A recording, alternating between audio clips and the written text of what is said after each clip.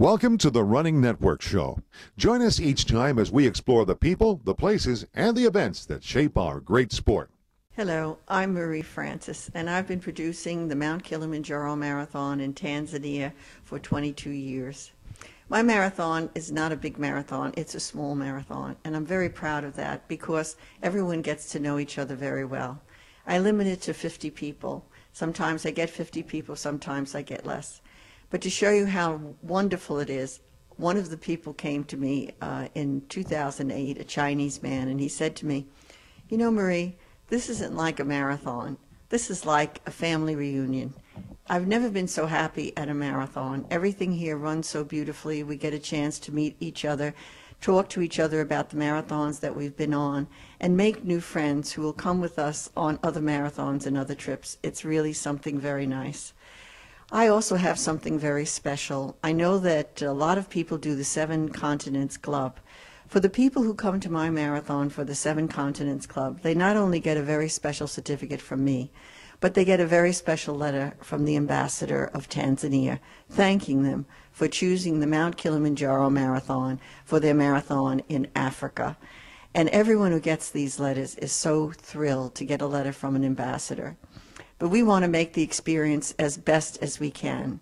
I want you to know that the Tanzanians are very, very poor people.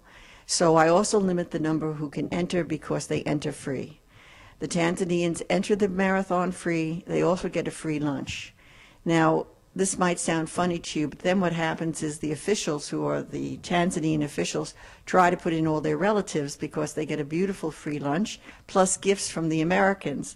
All the Americans who come always bring gifts for the Tanzanians. That might sound like they're bringing something fantastic, but actually they're bringing their old shoes, their old clothes, things for schools, nothing in America that's very expensive, but means a lot to the Tanzanians. So at our award ceremony, the Tanzanians get money, they get gifts from the Americans, and they get to meet and talk to the Americans. One of the unfortunate things about Tanzania is that when they became independent, they chose Swahili as their national language. That was a big mistake because Kenya, when Kenya became an independent nation, they chose English. So that's why the Kenyan runners have a much easier time coming to America than the Tanzanians. The Tanzanians go for their visas and they cannot speak English and they don't know what they're saying, and we can't get to the Tanzanian runners here.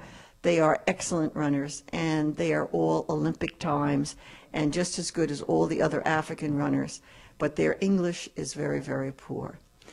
The Mount Kilimanjaro Marathon is divided into loops. We have 4 loops, and the reason for that is my first concern is safety.